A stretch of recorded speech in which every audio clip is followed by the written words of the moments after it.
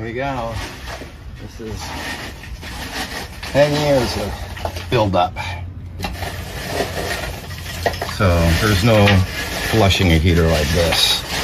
This is 10 years of buildup. And this was the anode rod, which is completely disintegrated. Should be changed every 3 years.